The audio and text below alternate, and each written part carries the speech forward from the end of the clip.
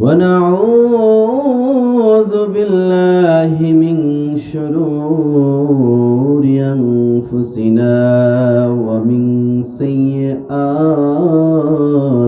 أعمالنا من يهده الله فلا مضل له ومن يضلله فلا هادي له ونشهد أن لا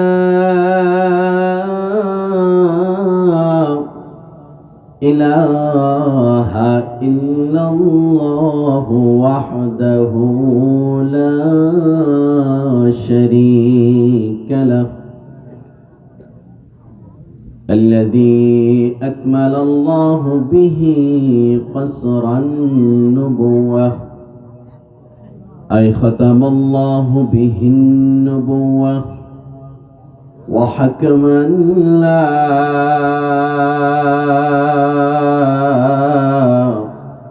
نبي بعده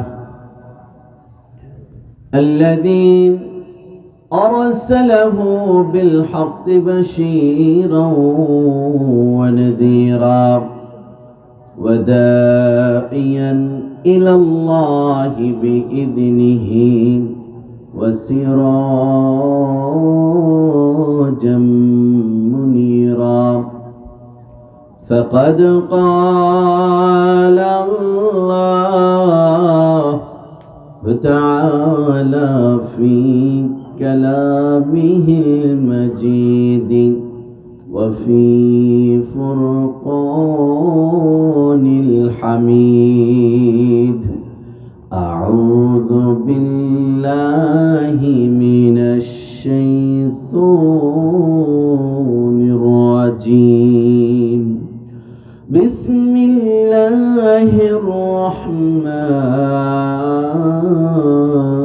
الرحيم إنما المؤمنون الذين إذا ذكر الله وجلت قلوبهم وإذا تليت عليهم آياته زادتهم إيمانا وعلى ربهم يتوكلون صدق الله العظيم وصدق رسوله النبي الكريم ونحن على ذلك من الشاهدين والشاكرين والحمد لله رب العالمين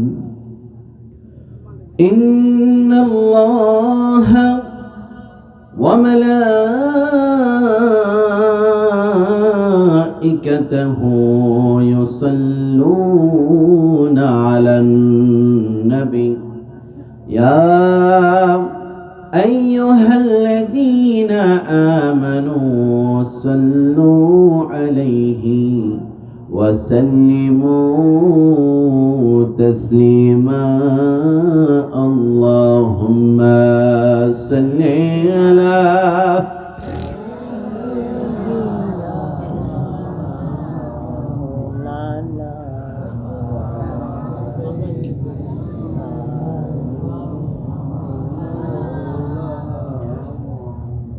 এতগুলি মানুষ মনে হচ্ছে যেন আমরা কোনো কবরস্থানে। সত্যি করে বলেন তো, আমরা কি কোনো কবরস্থানে? আমরা কোথায়? শুধু কি মাহফিলে না কোরআনের মাহফিলে?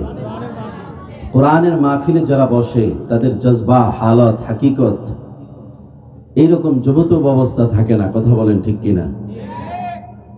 তাদের ঈমান থাকবে ঈমানের তেজে তেজিয়া, কণ্ঠ থাকবে দরাজ, বুক ভরা সাহস থাকবে, লম্বা শ্বাস নিয়ে তারা দুরূদ সালাম পড়তে পারবে তো ইনশাআল্লাহ। তাহলে বলি আল্লাহুম্মা সাল্লি আলা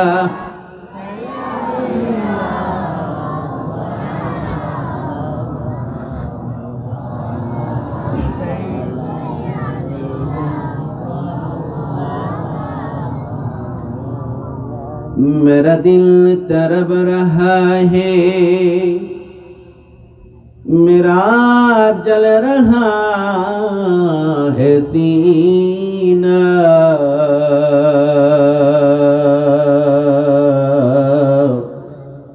ये दवा वही मिलेगी, मुझे ले चलो मदीना। अल्लाहुम्मा सल्ली अला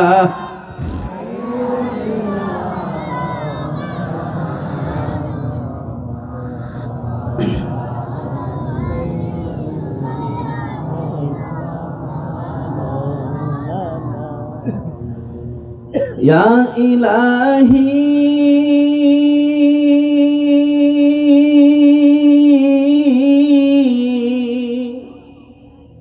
करम करो मुझ पर, खाके पाके मदीना में नूर जन्नत चमकती है।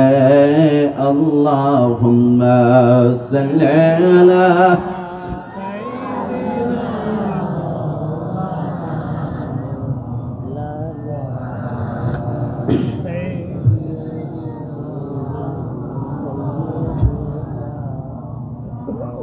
দাও খোদা দাও আমায় আবার,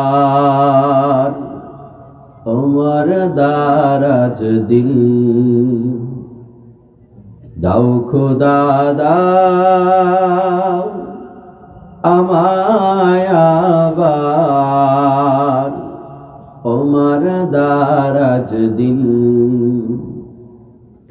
দাওয়ালের মতো বীর সেনানী, আলীর মতো বীর সেনানী, জাগাতে নিখিল। দাও খোদা দাও আমায় আবার, ওমর দারাজ দিল। ঠিক কিনা? হামজাকে দাও ঘরে ঘরে, জীবন দিতে অকাতরে। হামজাকে দাও ঘরে ঘরে, জীবন দিতে অকাতরে। আবার কাবা ভাঙতে এলে, আবার কাবা ভাঙতে এলে, পাঠাও আবাবিল। দাও খোদা দাও আমায় আবার। লা ইলাহা, জোরে লা ইলাহা।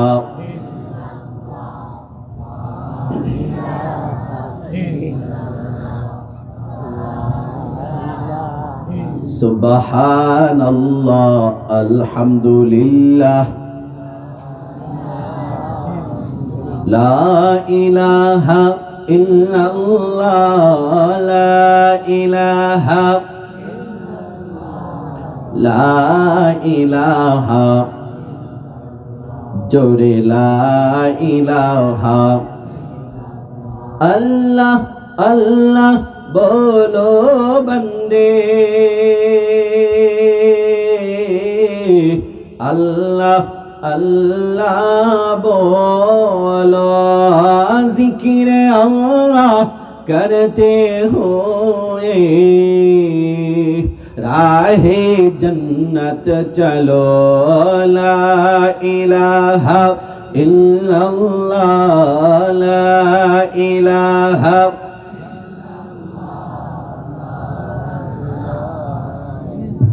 सुबहानल्लाह,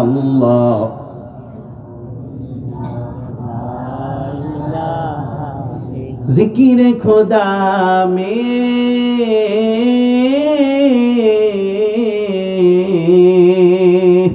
क्या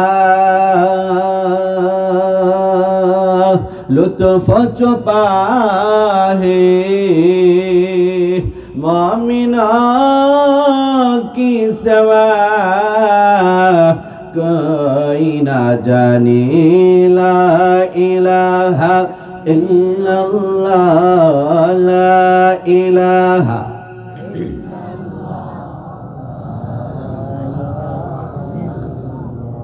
सुब्हानल्लाह ला इलाहा हस्बी रब्बी जल्लल्लाह मा फी क़ल्बी गैरुल्लाह नूर मुहम्मद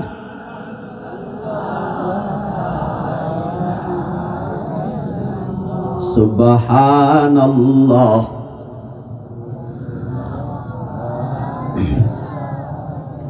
ला इलाहा इल्लल्लाह मुहम्मदुर रसूलुल्लाह सल्लल्लाहु अलैहि वसल्लम। আলহামদুলিল্লাহ, কৈলাসের ঘোনা ইসলামী সমাজ কল্যাণ পরিষদের উদ্যোগে 20তম ঐতিহাসিক তাফসীরুল কোরআন মাহফিল 2 দিন ব্যাপী আজকের বিদায়ী দিনের বিদায়ী মহরাতে সম্মানিত প্রধান মেহমান বিশ্ববরণ্য মুফাসসির কোরআন আমির তাহরিকে খাতমে নবুয়ত বাংলাদেশ মুফতি ডক্টর সৈয়দ মোহাম্মদ ইনায়েতুল্লাহ আব্বাসী ওয়া সিদ্দিকী পীর সাহেব জৌনপুরি হুজুর ইতিপূর্বে জ্ঞানগর্ভ আলোচনা করেছেন হযরত মাওলানা মুফতি সাওবান সাকিব এবং অত্র এলাকার স্বনামধন্য আলেমে দ্বীন হযরত মাওলানা মামুনুর রশিদ নুরি সাহেব এবং আজকের প্রধান আলোচক হযরত মাওলানা ডক্টর আবুল কালাম আজাদ আজহারি ঢাকা। মঞ্চে উপবিষ্ট উলামায়ে কেরাম, নিচে মাটির শক্ত আসনকে আলিঙ্গন করে বসে আছেন তোলাবায়ে ইজাম, দূর দূরান্ত থেকে আগত সম্প্রান্ত দিনদার ইমানদার তৌহিদি ভাই এবং বন্ধুগণ, পর্দার অন্তরালে জননদুখী মা এবং বোনেরা, প্রত্যেকের প্রতি রইল সালাম। আসসালামু আলাইকুম ওয়া রাহমাতুল্লাহি ওয়া বারাকাতুহু। আমরা এই আজকের 2 দিন ব্যাপী তাফসীরুল কোরআন মাহফিলে আসতে পেরে আমরা খুশি না বেজার? সমস্ত কণ্ঠে বলি খুশি না বেজার? সব চুকুন শক্তিকে একত্রিত করে, রাতের নীরবতাকে ভঙ্গ করে দিয়ে, বজ্রের সব চুকুন শক্তিকে কেড়ে নিয়ে পড়ে নিয়ে আলহামদুলিল্লাহ লাখো কোটি, তার চেয়ে অনেক অনেক অনেক বেশি দারুদ সালাম আল্লাহর সৃষ্টি জগতের প্রধান আকর্ষণ, সমস্ত নবী এবং রাসূলগণের মাথার মুকুট, শামসুল হিদায়া, বদরুদ্দুজা, সাইয়্যিদুস সাকালাইন, ইমামুল মুরসালিন, খাতামুন নবিয়্যিন ওয়াল মুরসালিন, আফতাবে নবুওয়াত, শাহানশাহে রিসালাত, হুজুরে আকরাম, নূরে মুজাসসাম, নূরুন আলা নূর, সাইয়্যিদিনা শফিঈনা হাবিবিনা মাওলানা মুহাম্মদ সাল্লাল্লাহু আলাইহি ওয়াসাল্লামের উপর, যাকে আল্লাহ পাক আজ থেকে প্রায় ১৫০০ বছর পূর্বে সর্বশ্রেষ্ঠ এবং সর্বশেষ নবী ও রাসূল হিসাবে প্রেরণ করে নবুয়ত ও রিসালাতের দরজাকে চিরতরে বন্ধ করে দিয়েছেন।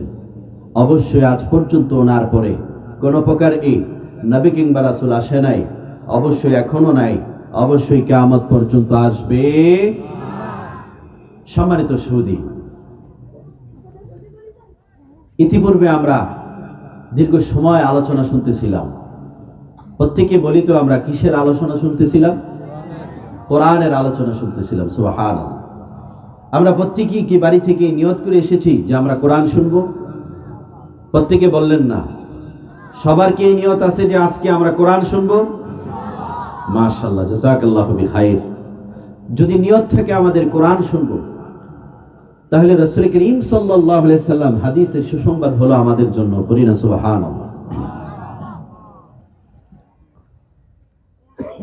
ভাইরা আমার, আল্লাহর আখিরি নবী আজ থেকে ১,৫০০ বছর পূর্বে ইরশাদ করেন, তাদারুসুল ইলমি সাআতাম মিনাল লাইল খায়রুম মিন ইহইয়াহা।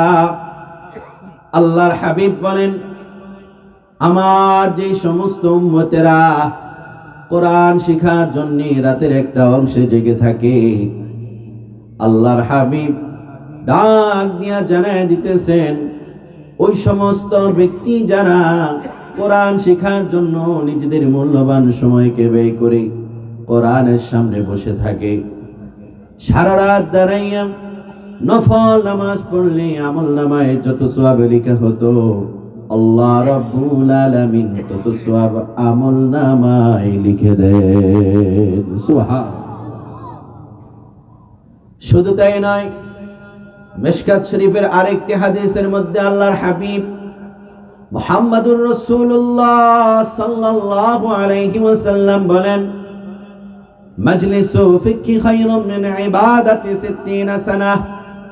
যেই জায়গাটা কোরআনের মজলিস বানানো হয়, ইলমে দ্বীনের মজলিস বানানো হয়, এমন একটা মজলিসে বসা খায়রুম মিন ইবাদাতি ৬০ সানাহ, ৬০ বছর নফল ইবাদতের চাইতে উত্তম এক মুহূর্ত আল্লাহর কোরআন জানা শিখার জন্য কোরআনের ময়দানে বসা। সুবহানাল্লাহ। শুধু তাই নয়, ইবনে মাজার হাদিস, আল্লাহর হাবিব মুহাম্মদ সাল্লাল্লাহু আলাইহি ওয়াসাল্লাম বলেন, ইন্নাল মালাইকাতা লাতাদউ আজনিহাতাহা রিদান লিতালিবিল ইলম। আল্লাহর যে সমস্ত মুমিন বান্দারা কোরআন শোনার নিয়তে ঘর থেকে বের হয়ে যায়, আল্লাহর হাবিব ডাক দিয়া জানায় দেন, ঘর থেকে বের হওয়ার সঙ্গে সঙ্গে ওই ব্যক্তিদের কদমগুলি মাটির মধ্যে পড়ে না, আল্লাহ রাব্বুল আলামিনের ফেরেশতাদের ডানার উপরে পড়ে। সুবহানাল্লাহ। অর্থাৎ ফেরেশতারা নূরের পাখা বিছায়া দেয়। শুধু তাই নয়, হাদিসের পরের অংশে এসেছে, ওয়াস্তাগফিরুল্লাহু মা ফিস সামাওয়াতি ওয়াল আরদি হাত্তাল হিতানি ফিল মা। আর যখন ওই মুমিন বান্দা কোরআন বসে বসে শুনতে থাকে, আল্লাহর জমিনে বসে কোরআন শুনে এবং কোরআন শিখে, আল্লাহর সৃষ্টি জগতের যত প্রাণীরা আছে, জলে স্থলে, গর্তের পিপিলিকা থেকে শুরু করে নিয়ে গভীর জলের মৎস্য প্রাণীগুলি ওই বান্দার জীবনের গুনাহগুলি মাগফিরাতের জন্য আল্লাহ রাব্বুল আলামিনের দরবারে কাঁদতে থাকে। সুবহানাল্লাহ। খুশি না বেজার? আমাদের জন্য দোয়া হচ্ছে আকাশে, আমাদের জন্য দোয়া হচ্ছে জমিনে। প্রশ্ন হলো, আল্লাহ কি তার কোন একটা মাখলুকাতের দোয়া আমাদের জন্য কবুল করবেন না? আল্লাহ রাব্বুল আলামিন নিঃসন্দেহে কবুল করবেন। আজকে বিদায় মোনাজাত করি, আল্লাহ রাব্বুল আলামিন নিষ্পাপ বানায় দিবেন, আমাদেরকে মাসুম বেগুনাহ বানায় দিবেন। শর্ত হলো দুটি, একটা যদি নেক নিয়ত করতে পারি, আর একটি যদি ধৈর্য সহকারে কোরআন শ্রবণ করতে পারি, শেষ মোনাজাতে যদি চোখের দুটো ফোঁটার পানি ছেড়ে দিতে পারি, আর মালিককে ডেকে একটিবার জীবনের মতো তওবা করতে পারি, বাড়িতে যাওয়ার আগে আগে আমার আল্লাহ নিষ্পাপ মাসুম বেগুনাহ বানায় দিবেন। সুবহানাল্লাহ। তাহলে এই মর্যাদা কাদের? আওয়াজ করেন সবাই, কাদের? যারা আমরা আসতে পেরেছি আমাদের কথা বলেন ঠিক কিনা?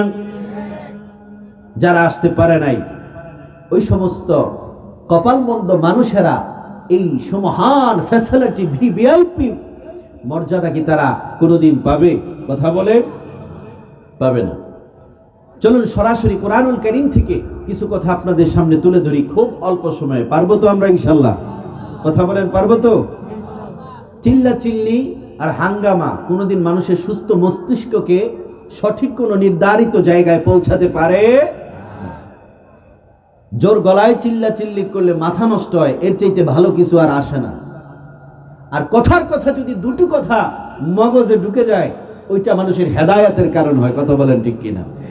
এই কোরআন যদি পৃথিবীর মানুষকে হেদায়াত না দিতে পারে, পৃথিবীর কোন তন্ত্র মন্ত্র আর মতবাদ, পৃথিবীর কোন পথ আর মত মানুষকে মুক্তি দিতে পারবে?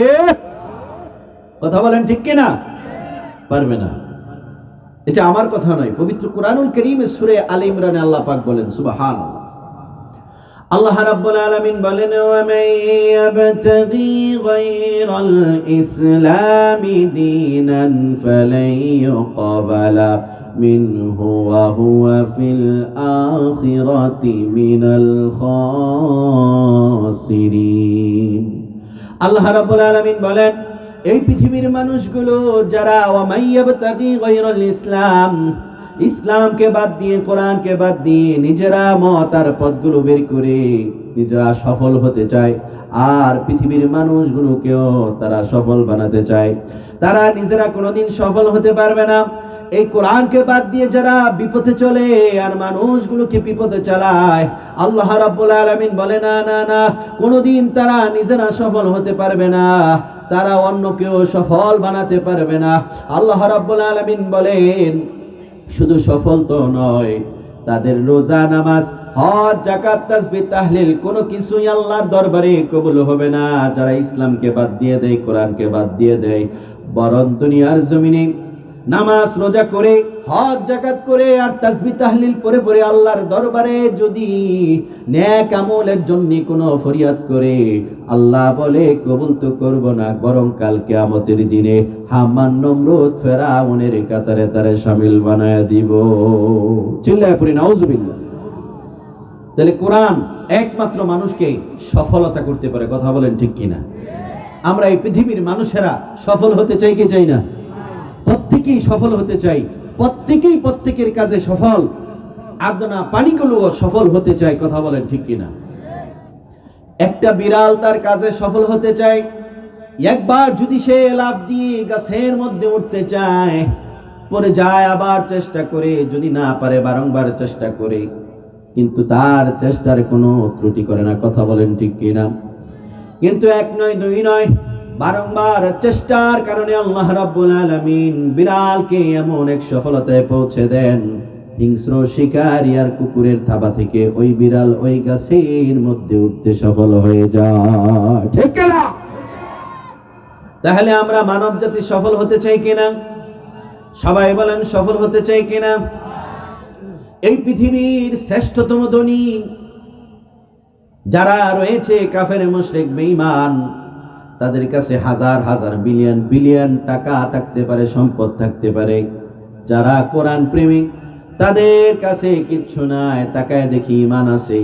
ওই বিলিয়ন বিলিয়ন মানুষটা এক পাল্লায় দিলে, আর ঈমান যার আছে তার এক পাল্লায় দিলে, খোদার কসম ঈমান ওলার দাম আল্লাহর কাছে বেশি হয়ে যায়। সুবহানাল্লাহ। এই পৃথিবীতে যত অর্থ আর সম্পদের মালিক যারা হয়েছে, তারা যত অর্থের পাহাড় করেছে, যার ঈমান নাই তার কিচ্ছু নাই, যার ঈমান আছে তার সব আছে। কথা বলেন ঠিক কিনা? তাহলে আজকে আমরা সফল হতে শিখব। কথা বলেন ঠিক কিনা? চলুন মূল আলোচনাতে ঢুকি। আমার ভাইয়েরা গভীর মনোযোগ। খাদ্য হলো দুই প্রকার। কয় প্রকার? সবাই বলতে হবে কয় প্রকার? দুই প্রকার খাদ্য। আম্মাল গিযাউ ফাহুয়া নাওআন, খাদ্য হলো দুই প্রকার।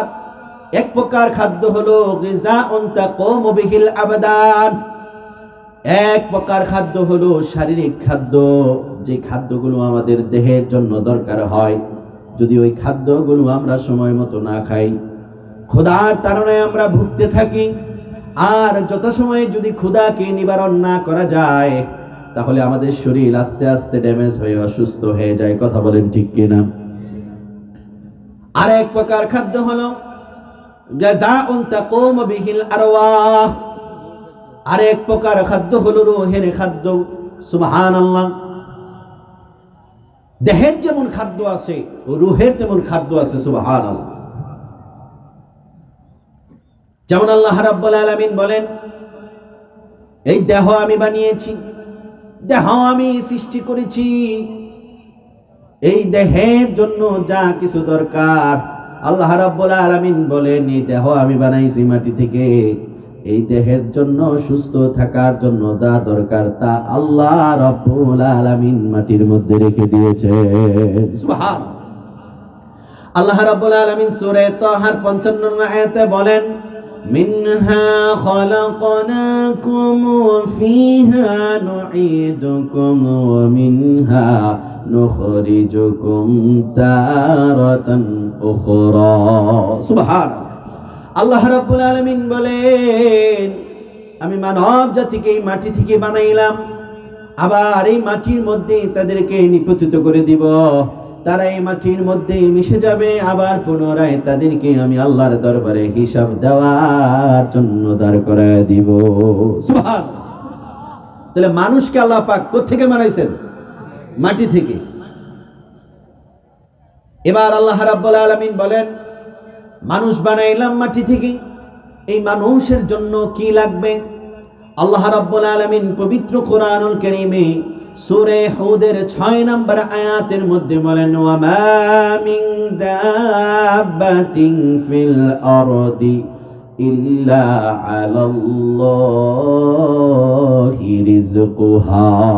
সুবহানাল্লাহ। আল্লাহ রাব্বুল আলামিন বলেন এই পৃথিবীতে এমন একটা বিচলনশীল প্রাণী আমি বানাই নাই, যার রিজিকের ব্যবস্থা আমি আল্লাহ করি নাই। অর্থাৎ আল্লাহ বুঝাতে চাইলেন মানুষ বানাইলাম মাটি থেকে, আর এই মানুষের জন্য বানাইলাম রিজিক।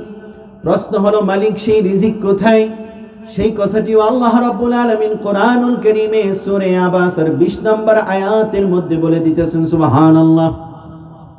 আল্লাহ রাব্বুল আলামিন বলেন সুম্মাস সাবিলা ইয়াসসারা সুম্মা আমাতাহু ফাআকবারা। সুবহানাল্লাহ।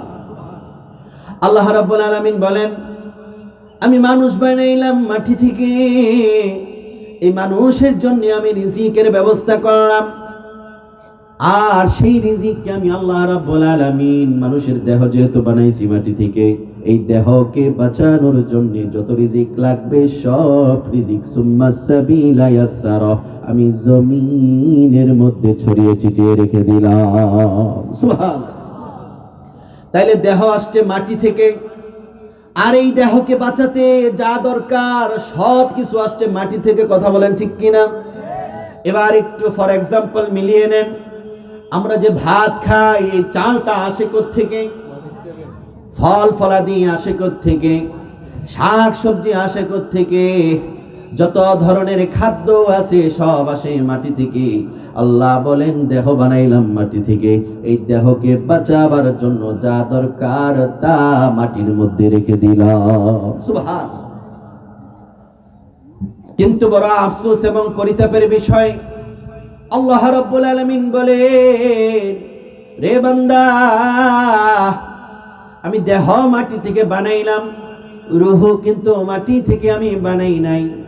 আল্লাহ রাব্বুল আলামিন বলেন এই রূহ বানাইছি আমি আসমান থেকে, আর এই রূহের জন্য যা লাগবে তাও আমি পাঠাইলাম আসমান থেকে।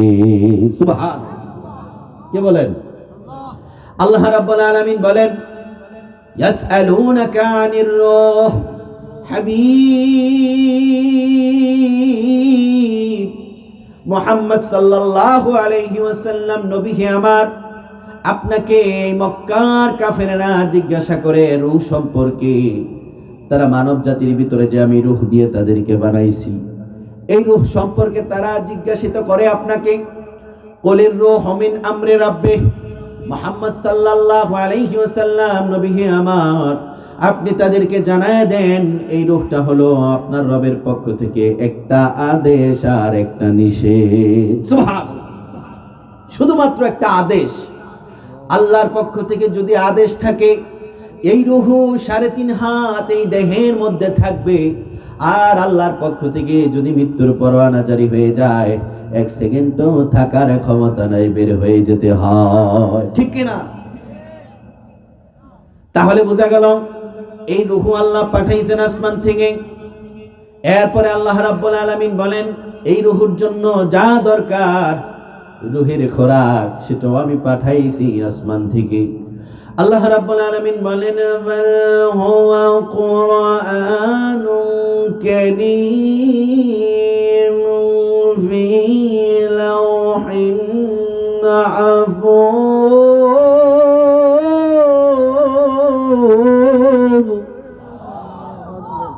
আল্লাহ রাব্বুল আলামিন বলেন বরং এটা কোরআনুল কারীম, সম্মানিত জিনিস আল্লাহর পক্ষ থেকে, আল্লাহর কালাম, যেটা লৌহে মাহফুজ থেকে আল্লাহ রাব্বুল আলামিন মানব জাতিদের জন্য পাঠিয়েছে।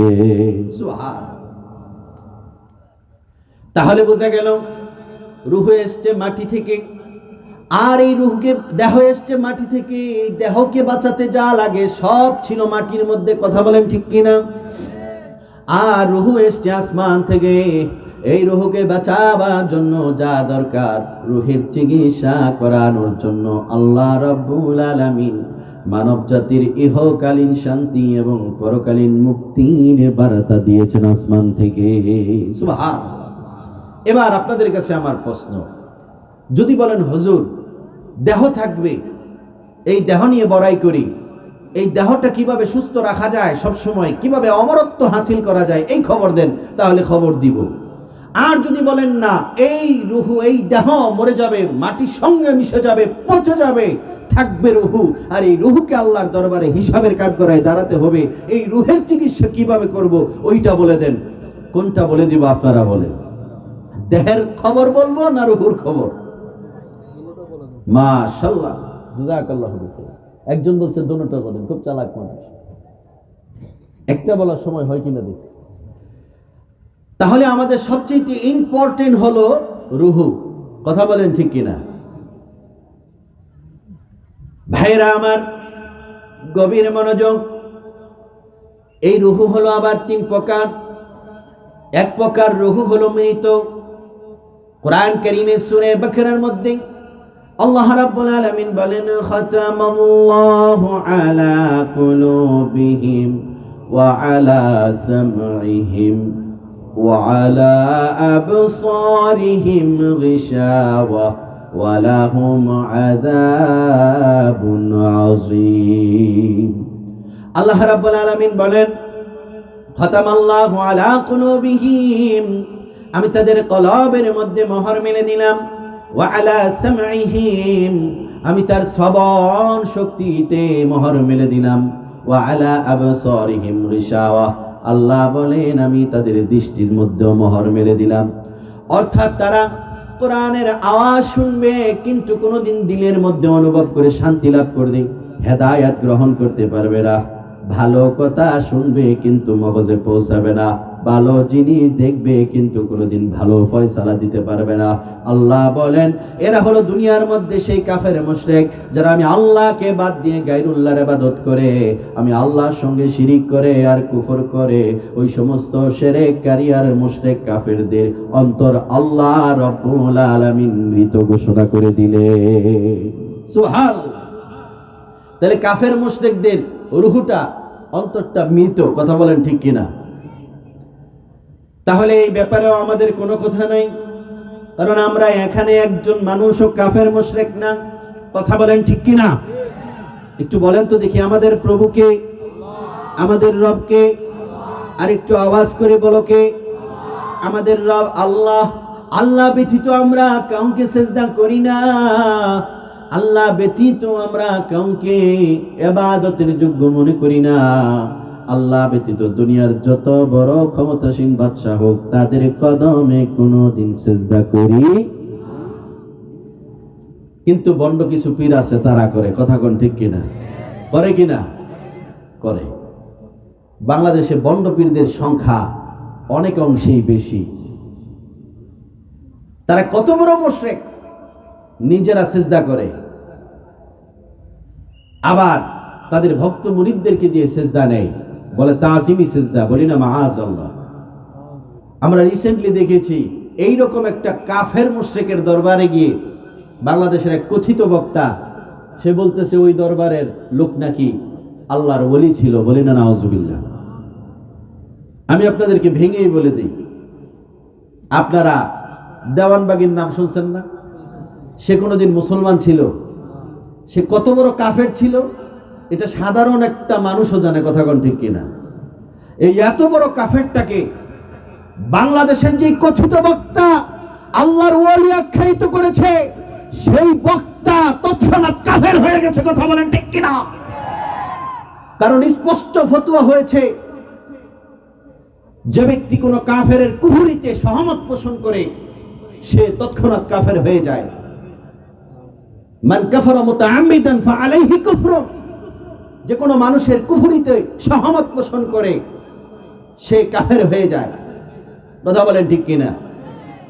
আমাদের দেশের এই আউল ফাউল বক্তা নাম তার তাহেরি, সে কয়েকদিন আগে দেওয়ানবাগে গিয়ে এই দেওয়ানবাগির পীরকে, ওখানে এক আকিকার দাওয়াত খাইতে গিয়ে সে দেওয়ানবাগির পীরকে আল্লাহর ওলি বলেছে, বলি না নাউজুবিল্লাহ। একে তো সারা জীবন গান বাদ্য করছে, নিজে তার আসলের দিকে ফিরে গেছে, কথা বলেন ঠিক কিনা?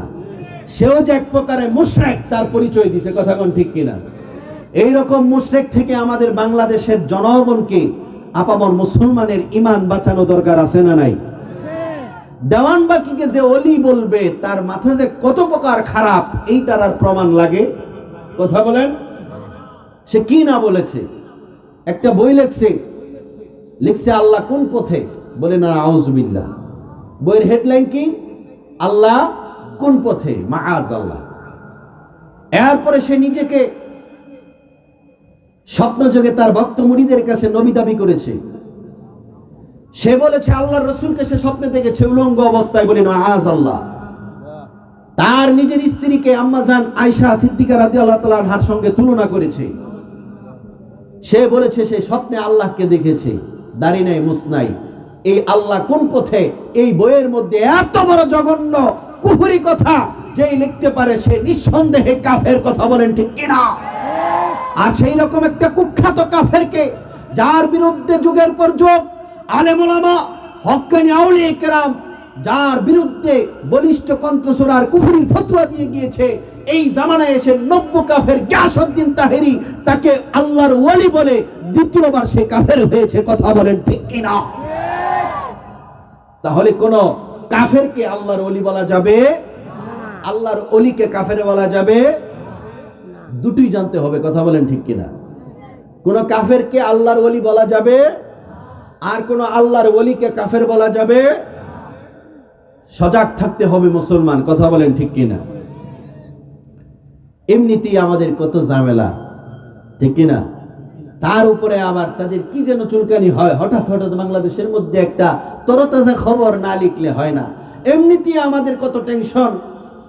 5 আগস্ট আমার দেশের যে একটা মহিলাকে, মেয়েকে ভাগায় নিয়ে গেল, এই যে দাদা বাবু আপনাদের খবর আছে? এই যে গরের মেয়েটা, দেশের মেয়েটা যে ভাগায় নিয়ে গেল, আপনারা কোনো কোর্ট কাছারিতে মামলা করছেন? হ্যাঁ, এখন মাইয়া ভাগায় লয়ে গেছে, আবার সম্পত্তি যৌতুক দাবি করতেছে চিটাগাং সেন্ট মার্টিন, আপনারা জানেন। মাইয়া তো নিচে আবার কি যৌতুক দাবি করে? কোন দেশে বসবাস করি বুঝলাম না। একজন মানুষও কোনো খবরদারি রাখলেন না যে নিজের ঘরের নিজের দেশের মাইয়াটা ভাইগা গেল কই। টের পাইবেন সজাগ যদি না হন, কথা কোন ঠিক কিনা? আমরা বলতে চাই যে গেছে আর যারে নিছ ওইটা ফেরত চাই না, কথা কোন ঠিক কিনা? সম্পত্তি জীবনা যদি আমার স্বাধীন বাংলার এই লাল সবুজের পতাকার মধ্যে তোমরা চক্ষু বোলাও, তোমাদের ওই চক্ষুকে উপরে ফেলা হবে, কথা বলেন ঠিক কিনা? আমরা তোমাদেরকে ভয় করি, শান্তিতে আমরা আসি, তোমাদেরকেও থাকতে দিব। তোমরা শান্তিতে আসো, আমাদেরকেও শান্তিতে থাকতে দাও। প্রতিবেশীর মতো আচরণ করতে হবে। যদি হিংস্রতা প্রকাশ পায় তাহলে আমরাও অস্ত্র হাতেই বাঙালির আরেকবার গর্জে উঠবো, কথা বলেন ঠিক কিনা? তাহলে আমাদের দেশ ও সার্বভৌমত্বের ব্যাপারে নজরদারি করতে হবে কিনা, সজাগ থাকতে হবে কিনা? হবে। আমার ভাইয়েরা, এটা একটু কমান, মাইক পেন এটা একটু কম। আমার ভাইয়েরা গভীর মনোযোগ। কাফের মুশরিকদের বেলায় জিহাদের ময়দানে যদি আপনাকে নামতে হয় আর জিহাদ করে যদি বেঁচে থাকতে হয়, এই রুহকে শক্তিশালী করার ব্যাপারে কোনো ধরনের কোনো কৃপণতা করা যাবে না। এই রূহকে সর্বাত্মক শক্তিশালী করতে হবে। এই রূহকে শক্তিশালী বানিয়ে আর ইতমিনানে কলব, আল্লাহর প্রতি ঈমান ইস্তেকামাত ঠিক রেখে ওই কাফের মুশরিকদের বিরুদ্ধে জিহাদের ময়দানে নামতে হবে। কথা বলেন ঠিক কিনা? কারণ ভাইয়েরা, যুগে যুগে জামানায় জামানায় মুসলমানের বড় কোনো অস্ত্র ছিল না, বড় কোনো হাতিয়ার ছিল না, শক্ত কোনো ট্যাঙ্ক কামান ছিল না। মুসলমানের একটা অস্ত্র ছিল, তার নাম হলো ঈমান। ঠিক কিনা? এই ঈমানের নূর যত বাড়াইবা, কলবকে যত শক্তিশালী বানাইবা, আল্লাহ রাব্বুল আলামিন তত তোমারে শক্ত বানায় দিবেন। কাফের মুশরিক তোমারে আমারে দেখলে পলায়ন করবে। প্রমাণ কোরআনুল কারীমের মধ্যে আল্লাহ রাব্বুল আলামিন যখন মুসা আলাইহিস সালাতু ওয়াস সালামকে বলেন, ইযহাব ইলা ফিরআউনা ইন্নাহু তাগা, ও মুসা যাও ফিরআউনের কাছে, সে সীমা লঙ্ঘন করেছে, আমার তাওহীদের দাওয়াত নিয়ে তার কাছে যাও। মুসা আলাইহিস সালাম আল্লাহর দরবারে তৎক্ষণাৎ দোয়া করলেন, রাব্বি শরহ লি সাদরি ওয়া ইয়াসসির লি আমরি ওয়াহলুল উকদাতাম মিন লিসানি। সুবহানাল্লাহ। সর্বপ্রথম যেই দোয়াটা করলেন, রাব্বি শরহ লি সাদরি, হায় আমার রব, হায় আমার মালিক, তুমি আমার বক্ষকে উন্মুক্ত বানায় দাও, আমার বুকের মধ্যে তুমি শক্তি সঞ্চার করে দাও। তার মানে আমার ঈমানের ক্ষমতা তুমি বাড়ায় দাও, যাতে করে ফেরাউনের নিয়মিত ৮০,০০০ সৈন্য এবং দলবলকে আমি ভয় না করি। ৯.৫ লক্ষ বর্গ কিলোমিটার রাজ সাম্রাজ্যের সম্রাট ফেরাউন, তার ক্ষমতা এবং তার অস্ত্রধারীকে আমি যেন ভয় না করি। সুবহানাল্লাহ। মুসা আলাইহিস সালাম দোয়া চাইছেন কিসের জন্য? আল্লাহ বক্ষকে প্রশস্ত বানায় দাও, ঈমানের নূর বাড়ায় দাও, ঈমানটা মজবুত বানায় দাও। আমার ভাইয়েরা, আজকে আমাদের যেই সমস্ত নরবরে ঈমান, এই সমস্ত নরবরে ঈমান দ্বারা যদি আমরা কাফের মুশরিক বেঈমানের বিপক্ষে জিহাদের ময়দানে নামি, কোনোদিন তাদের সামনে টিকতে পারবো না। আমরা পিছন থেকে পলায়ন করতে বাধ্য হবে। কথা বলেন ঠিক কিনা? না না না না, এই ঈমান রাখা যাবে না। আল্লাহর হাবিব মুহাম্মদ সাল্লাল্লাহু আলাইহি ওয়াসাল্লামের সাহাবায়ে কেরামের কেমন ঈমানের কেমন মর্যাদা, তাদের ঈমানের ইস্তেকামাত কত বেশি ছিল। সুবহানাল্লাহ। একটি যুদ্ধের দৃষ্টান্ত আপনাদের সামনে তুলে ধরছি। মুতার যুদ্ধের জন্য আল্লাহর হাবিব সেনাপতি নিযুক্ত করতেছেন। আল্লাহর হাবিব এক এক করে 4 জন সেনা প্রধান নিযুক্ত করে দিলেন এবং আগের দিন তাদেরকে বলে দিলেন, একজন শহীদ হয়ে যাবে, আরেকজন ইসলামের ঝান্ডা ধরবে, আরেকজন শহীদ হয়ে যাবে, আরেকজন ইসলামের ঝান্ডা ধরবে। সুবহানাল্লাহ। আমার ভাইয়েরা, কেমন শক্ত জিনিস! আগের দিন আল্লাহর হাবিব 4 জনকে সেনা প্রধান বানাইলেন এবং আল্লাহর হাবিব ঘোষণা করলেন, একজন শাহাদাত বরণ করে শহীদ হয়ে যাবে, আরেকজন পতাকা ধরবে, আরেকজন শহীদ হয়ে যাবে, আরেকজন যুদ্ধের নেতৃত্ব দিবে। 4 জন সাহাবীর সামনে বুখারী শরীফের হাদিস সাক্ষী দেয়, আল্লাহর হাবিব তাদের শাহাদাতকে নিশ্চিত করে দিলেন। তারা 100% জানতেন মুতার যুদ্ধের ময়দানে গেলে তারা শহীদ হয়ে যাবেন। সেজন্য আল্লাহর হাবিব 1 নয় 2 নয় 4 জনকে সেনা প্রধান বানাইলেন। নিজের জীবন নিশ্চিত মৃত্যুর মুখে শাহাদাত বরণ করবে জেনেও আল্লাহর হাবিবের কোন একজন সাহাবী যুদ্ধ থেকে পলায়ন করে না। সুবহানাল্লাহ। কারণ তাদের ঈমানটা কত বেশি ছিল, ঈমানের মর্যাদা কত বেশি ছিল। সুবহানাল্লাহ। বুখারী শরীফের হাদিস, সালাসুম মান কুন্না ফীহি ওয়াজাদা হালাওয়াতাল ঈমান। আল্লাহর হাবিব বলেন, তিনটা বিষয় যার মধ্যে একত্রিত হয়ে যাবে, ওই বান্দা আমার সেই উম্মত ইমানের পূর্ণাঙ্গ নূর এবং ইমানের মধুর স্বাদ লাভ করবে। সুবহানাল্লাহ। আল্লাহর হাবিবের ভবিষ্যৎবাণী হয়ে গেল। মুতার যুদ্ধের প্রান্তরে হযরত জাফর তৈয়ার জিহাদের ময়দানে ব্যস্ত হয়ে গেলেন। সুবহানাল্লাহ। একজন শহীদ হয়ে গেল, আর একজন শহীদ। হযরত জাফর তৈয়ার যুদ্ধ করতে লাগলেন। এক পর্যায়ে যুদ্ধ প্রচন্ড আকার ধারণ করে ফেলল। কাফেরদের আঘাতে জাফর তৈয়ারের ডান হাত কেটে গেল। সুবহানাল্লাহ। তিনি বাম হাতে কালিমার ঝান্ডা পতাকা ধরে রাখলেন। আরেকটা অতর্কিত হামলায় ওনার বাম হাত চলে গেল। একটু পরে ডান পা চলে গেল, একটু পরে বাম পা চলে গেল। হাত পা বিহীন একটা গাছের কুঠুরির মতো একটা মানুষ মুতার জয়দানে পড়ে রইল। সুবহানাল্লাহ। একটু চিন্তা করেন আপনি, হাত নাই, দুটো পা নাই, এমত অবস্থায় কালিমার ঝান্ডাটা মাটিতে পড়তে দেন নাই, দাঁত দিয়ে কামড়ে ধরে রেখেছেন। দূর থেকে সাহাবীরা দেখলো এই দৃশ্য, দৌড়ে গেল, গিয়ে জাফর তৈয়ারের মুখ থেকে ইসলামের কালিমা এই ঝান্ডাটা হাতে নিল। অবাক করা কাণ্ড, হযরতে জাফর তৈয়ার দেখেন মুস্কি মুস্কি হাসে। সাহাবীরা বলে, ভাই এমন কষ্টের সময়ও কেমন করে তুমি হাসো?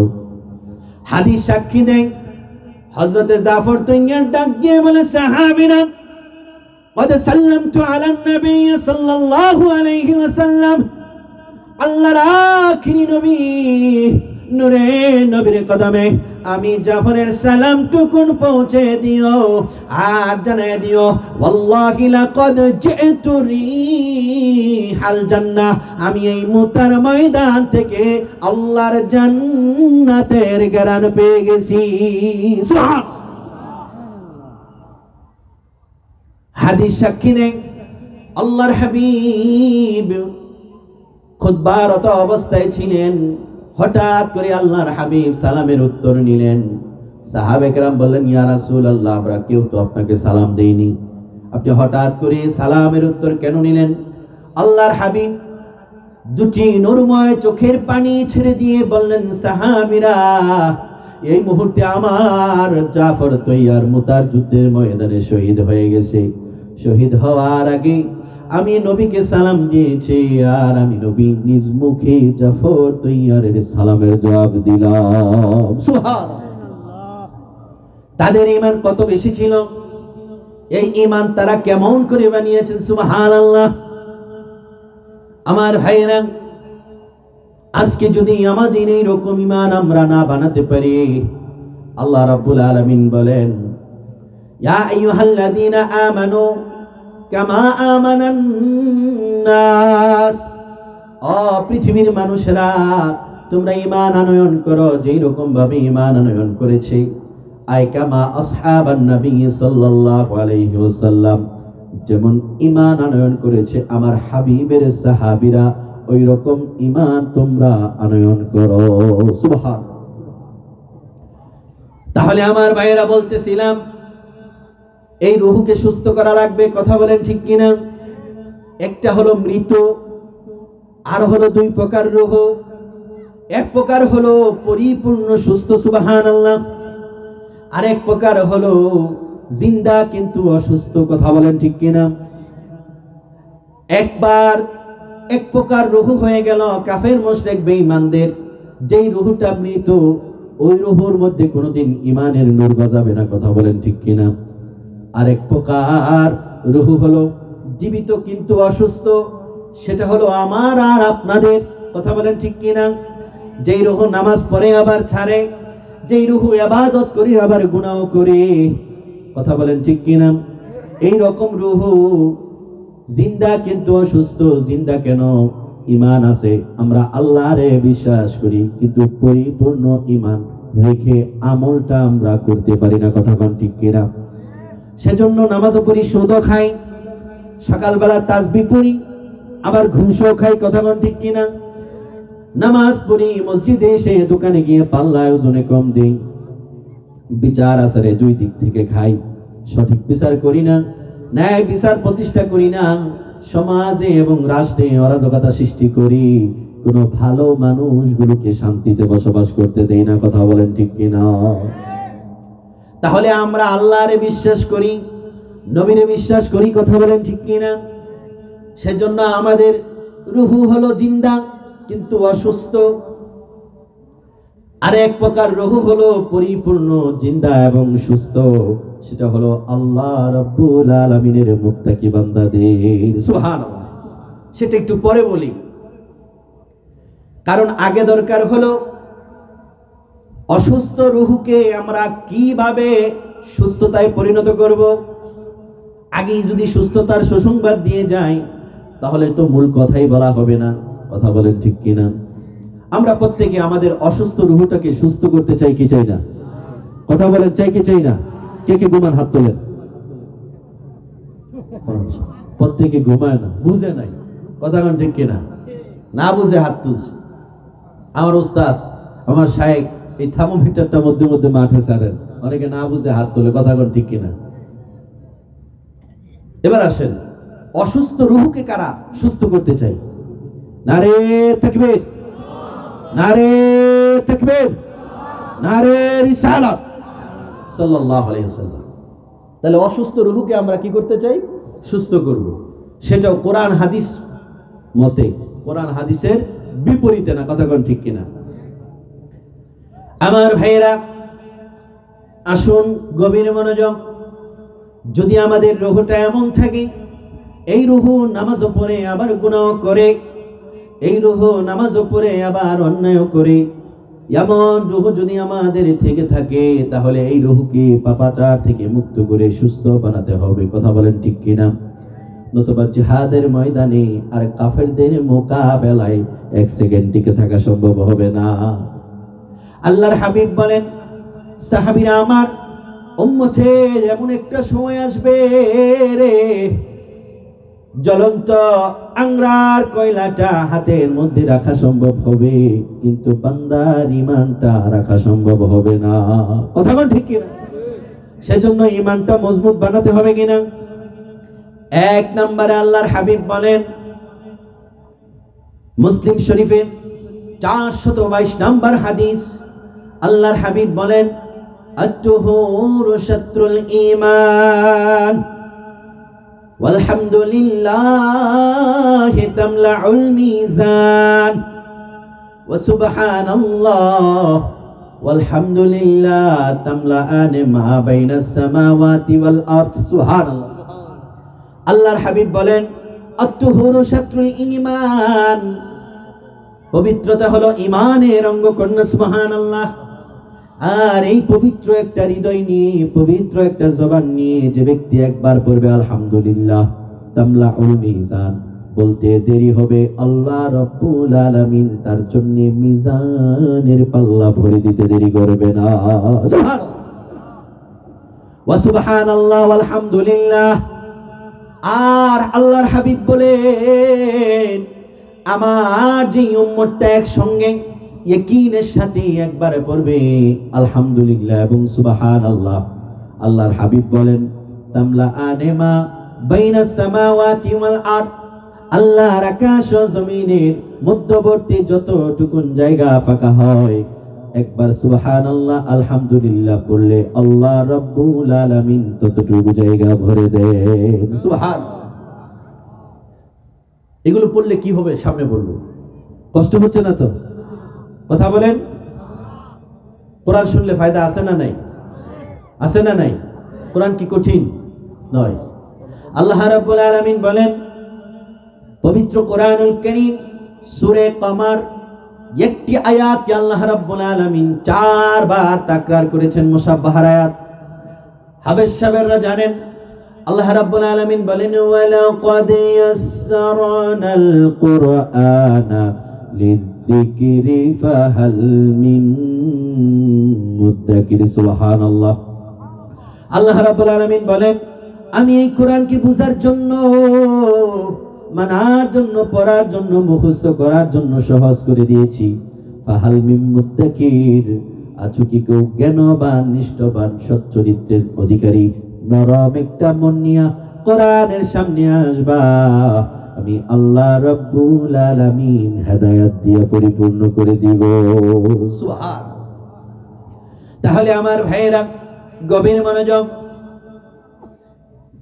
আরেক হাদিসের মধ্যে এসেছে, আল্লাহর হাবিবের সাহাবী হযরতে আবু হুরায়রা রাদিয়াল্লাহু তাআলা আনহু বাগানের মধ্যে তিনি কি যেন করতেছেন, আল্লাহর হাবিব দূর থেকে হেঁটে যাচ্ছেন। হাবিব ডাক দিয়ে বলেন, রে আবু হুরায়রা, বাগানের মধ্যে কি করতেছ? আবু হুরায়রা বলেন, হিরাসান লি, নবী গো, বাগানের মধ্যে আমি একটা গাছ লাগায় দিতেছি। সুবহানাল্লাহ। আল্লাহর হাবিব আবু হুরায়রাকে ডাক দিয়ে বলে, আবু হুরায়রা, আমি নবী কি তোমারে এর চাইতে উত্তম উত্তম গাছের সুসংবাদ দিব নাকি? সুবহানাল্লাহ। আল্লাহর হাবিব ডাক দিয়া বলে, ও আবু হুরায়রা, পরকুল সুবহানাল্লাহ। আমরা পড়ি সুবহানাল্লাহ, আলহামদুলিল্লাহ, আল্লাহু আকবার, লা ইলাহা ইল্লাল্লাহ। আল্লাহর হাবিব চারটা শব্দ পড়লেন, আবু হুরায়রা পড়লেন, আমরাও পড়লাম। এবার আল্লাহর হাবিব ডাক দিয়া জানায় দিতেছেন, আবু হুরায়রা রে, আল্লাহর হাবিব বলেন, তো রাসূলাকা বিকুল্লি ওয়াহিদা শাজারাতুন ফিল জান্নাহ। আল্লাহর হাবিব বলেন, যে বান্দা, যে ব্যক্তি ঈমানের সঙ্গে এই বাক্যগুলো পাঠ করবে, প্রত্যেকবার পাঠ করার সঙ্গে সঙ্গে আল্লাহ রাব্বুল আলামিন জান্নাতে তার জন্য এক একটা গাছ লাগায় দিবে। সুবহান। এগুলো করা দরকার আছে না নাই? কলবকে তো আমরা শক্তিশালী করব, কথা বল ঠিক কিনা? আমাদের দুর্বল কলবকে তো আমরা সুস্থ বানাবো। এই জিকিরের দরকার আছে না নাই? কথা বলেন। এরপরে আসেন আল্লাহর হাবিবের আরেক সাহাবী, মুসলিম শরীফের বর্ণনা, হযরতে আব্দুল্লাহ ইবনে বুসরিন রাদিয়াল্লাহু তাআলা আনহু বলেন, আল্লাহর নবীর কাছে এক সাহাবী এসে বলেন, ইন্না শারাইয়াল ইসলাম, ইয়া রাসূলুল্লাহ, ইয়া হাবিবাল্লাহ, ও মায়ার নবী, নবী আমার, ইসলামের শরীয়তের মধ্যে এত বিধিবিধান, এত আমল, কদ কাসুরাত আলাইয়া, আমার জন্য অনেক বেশি হয়ে যায় এটা। আল্লাহর নবী বলেন, তাহলে কি করা যায়? সাহাবী বলে, ফাখবিরনি বিআমাল, আমার এমন একটা আমলের সুসংবাদ আপনি দেন, আতাশাব্বাসু বিহি, যেটা আমি দৈনন্দিন প্রতিনিয়ত করতে পারবো, আর এই ছোট্ট আমলটা আমার জান্নাতে পৌঁছায় দিবে। সুবহানাল্লাহ। বলে, আতাশাব্বাসু বিহি, এমন একটা আমলের খবর দেন যেটা আমি প্রতিনিয়ত করতে পারবো, আর ওইটা আমার জান্নাতে পৌঁছায় দিবে। সুবহানাল্লাহ। আল্লাহর হাবিব বলেন, লা ইয়াজালু লিসানুকা রাতবাম মিন যিকরিল্লাহ। আল্লাহর হাবিব ডাক দিয়া বলে, সাহাবীরে, সদা সর্ব অবস্থায় যদি পারো আল্লাহর জিকির দ্বারা তোমার জিহ্বাকে বিচার রাখো। সুবহানাল্লাহ। যদি আল্লাহর জিকির দ্বারা জিহ্বাকে সর্ব অবস্থায় সঞ্চালন, নাড়াচাড়া করাইতে পারো, এই জিহ্বা কোনোদিন আল্লাহ জাহান্নামে দিবে না। আর আল্লাহর জিকিরের কারণে আল্লাহ রব্বুল আলামিন কাল কিয়ামতে 8 জান্নাতের দুয়ার খুলে দিবে। সুবহানাল্লাহ। তাহলে জিকির করা দরকার আছে না নাই? জিকির করলে অন্তর প্রশস্ত হয়, কথা বলেন ঠিক কিনা? মরা কলব জিন্দা হয়, অসুস্থ কলব সুস্থ হয়। এই জিকির আমরা করব, সকাল বিকাল করব, সব সময় করব, কথা বলেন ঠিক কিনা? এই জিকির করতে গেলে কি আমাদের টাকা পয়সা লাগবে? কষ্ট হবে? কথা বলেন। হ্যাঁ, আমরা কিন্তু এই জিকির সব সময় করতে পারি। সুবহানাল্লাহ। আমার ভাইরা, গভীর মনোযোগ। কেন এই জিকিরটা করতে হবে? বুখারী শরীফের হাদিস, আল্লাহর হাবিব বলেন, কুল্লু ইমরিইম মুসাব্বাহুন ফি আহলি ওয়াল মাউতু আদনা মিন শিরাকিন আলি। প্রত্যেক প্রত্যেকটা মানুষ প্রত্যেক দিন সকালবেলা তার পরিবারের পরিজনের সঙ্গে জাগ্রত হয়, কিন্তু সে জানে না তার মৃত্যুটা কত কাছে রয়। কথা বলেন ঠিক কিনা? আল্লাহর হাবিব বলেন পরিবার পরিজনের সঙ্গে জাগ্রত হয়, তার মৃত্যু তার কত কাছে তাও জানা রয়। আল্লাহর হাবিব বলেন, রে সাহাবীরা, ওয়াল মাউতু আদনা মিন শিরাকিন আলী, মৃত্যু হলো এত কাছে। প্রত্যেকটা মানুষ যে জুতা ব্যবহার করে, জুতার ফিতা যেমন জুতার কাছে, প্রত্যেকটা বনি আদমের মৃত্যু তার চাইতেও কাছে। সুবহানাল্লাহ। সেজন্য এই আমলগুলো সদা সর্বদা করা লাগবে কিনা? তাহলে 1 নম্বরে আল্লাহর জিকির দ্বারা কলবের ময়লা দূর করতে হবে, কলবের জং দূর করতে হবে। তাহলে আল্লাহ রাব্বুল আলামিন ধীরে ধীরে আল্লাহ নামের জিকিরের বদৌলতে আল্লাহ রাব্বুল আলামিন কলবকে প্রশস্ত বানায় দিবেন, শক্তিশালী বানায় দিবেন। ওই রকম ইমানদারের ইমানের তেজে তেজিয়ার একটা ইমানদারের কলবের সামনে, রূহের সামনে 100 জন কাফের পলায়ন করতে বাধ্য হবে। ঠিক না? আজকে প্রধান আলোচক চলে এসেছেন, প্রত্যেকে বলি আলহামদুলিল্লাহ, প্রত্যেকে বলি মারহাবা। নারে তাকবীর, নারে তাকবীর। আজকের মাহফিল, প্রত্যেকে বলুন আমিন। এটাই আদব। একজন আলোচক আসলে, একজন মেহমান আসলে তাকে সম্বর্ধনা দিতে হয়, তাকে সম্মান করতে হয়, এটাই আসল আদব। কথা বলেন ঠিক কিনা? আমার ভাইরা, আমরা একজন মানুষের ধৈর্য হারা হব না, প্রত্যেকে ধৈর্য সহকারে বসবো। জিকির করিলা